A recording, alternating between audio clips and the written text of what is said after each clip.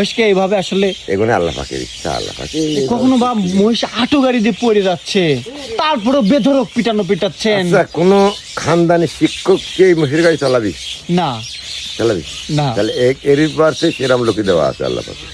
মানে নির্দয় পাষাণ ব্যক্তিদেরকে এখানে নিয়োজিত করা আছে। হ্যাঁ, মানে আপনারা পাষাণ, আপনাদের তো দয়া মায়া নাই। পাষাণই আমরা, হ্যাঁ? পাষাণে ঠিক কইছাও।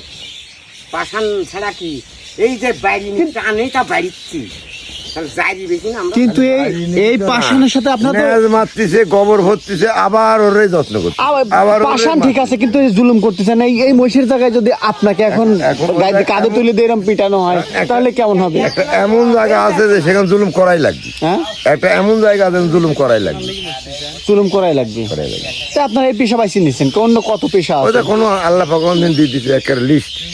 আপনাদের সামনে অনেক খাবার আছে, অনেক প্লেটে ফল আছে, কিছু দই আছে, কিছু গোস্ত আছে, কিছু পায়খানাও আছে। হ্যাঁ, আপনারা বাইছে নিচ্ছেন কোনটা? এটাই ধরেন বাইছিল একবার নরমালটা। আসলে খুবই ময়া লাগে, খুবই ময়া লাগে। এগুলো আমরা কিছু বলতে পারি না, কারণ আপনারা খুব রাগান্বিত থাকেন যে কিছু বললে হয়তো। হ্যাঁ, শ্বশুর শরীরে এত আদর করেছে, তারপরেও যেতে পারেনি, খালি শুধু এর জন্য। এর জন্য নাকি? হ্যাঁ, এর পেট ভরবে না, খাওয়া হবে না, আমি তিনখান গোসল করানো হবে না। এক মিয়ার বাড়িতে আল্লাহর কি আমি এক রাতও যা কাটাইনি, এক রাতে কাটান না? একদিনও না যাওয়ার বাড়িতে আমি যা কাটাইনি। কারণ কি? সকালবেলা গেলে পারে 1 ঘন্টার কাছে 2 ঘন্টা বসে থাকি, থাকি ওই খাওয়াটার হবি খাওয়া দাওয়া, মানে মহিষকে খাওয়ানো বসে লাগে। খাওয়ানো লাগবে।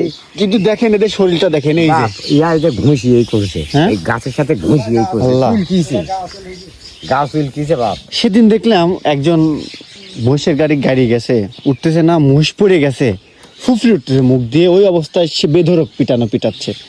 আমরা কিছু করলাম না, সে যদি আবার আমাদের সহ পিটানি শুরু করে তাহলে তো ঝামেলা। কিছু কই নেই। কেউ কয় ওই যে ওয়া দেখতে পারে না, কেউ কয় আমরা সুত মারানি, ঠিক আছে লসুন পানি খা, লে চলো। দিন শেষে তো এগুলো হয় জুলুম হচ্ছে। আল্লাহ আমাদের মাফ করুক, কারণ প্রত্যেক প্রাণী জীবে দয়া করা কিন্তু মহৎ কাজ। প্রত্যেক জীবের প্রতি আমাদের সহনশীল হওয়া উচিত। বন্ধুরা, আমরা এখন আছি হচ্ছে ঠাকুরবাড়িয়া বটবৃক্ষের নিচে। মহিষের গাড়িওয়ালাদের সাথে একটু কথা বললাম, চাচাদের সাথে। চাচারা নিরন্তর সহজ সরল মানুষ, এই পেশার সাথে সম্পৃক্ত হয়েছেন, বেছে নিয়েছেন, এটা তাদের ঐচ্ছিক পেশা, তারা তাদের জায়গা থেকে উত্তর দিচ্ছে। কিন্তু দিন শেষে তারা মহিষগুলোকেও প্রচণ্ড ভালোবাসে। এই মহিষগুলোকে খাওয়ানো, যত্ন করা, গোসল দেওয়া সবগুলো তারাই করে থাকে। আবার যখন গাড়ি নিয়ে পারে না তখন তারাই পেটায়। তো দুইটাই দিক আছে এদের ভিতরে। তো এই হলো অবস্থা, তাদের কাছে তাদের জবাব রয়েছে। আপনারা যারা বেশি রাগান্বিত হন, আপনারা চাইলে এসে দেখতে পারেন সরজমিনে। অনেকে বলেন যে আমরা নাকি মহিষের গাড়িওয়ালাদেরকে বলি যে বেশি বেশি পেটান। আসলে তা না।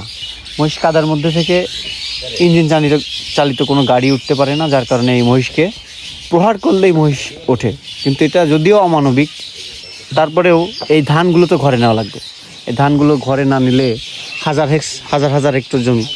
তা আমি সর্বোপরি আপনাদের কাছে এই প্রশ্ন রাখছি যে আসলে এই সমস্যার সমাধানে একটা সমাধান আছে, সেটা হলো রাস্তাঘাটের উন্নতি এবং এই ব্রিজ করে দেওয়া। আমরা যে ঠাকুরবাড়িয়া কটকার খাল দেখাই বারবার, এখানে কৃষকদের জোর দাবি একটা ব্রিজের।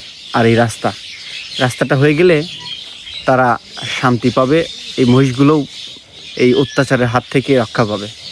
তো যারা দয়া দেখান, মায়া দেখান, উপরস্থ দায়িত্বশীল আছে, তাদের প্রতি আমরা এই মাঠ ভিজিটের আহ্বান করছি। এসে দেখে যান এখানে কি অবস্থা।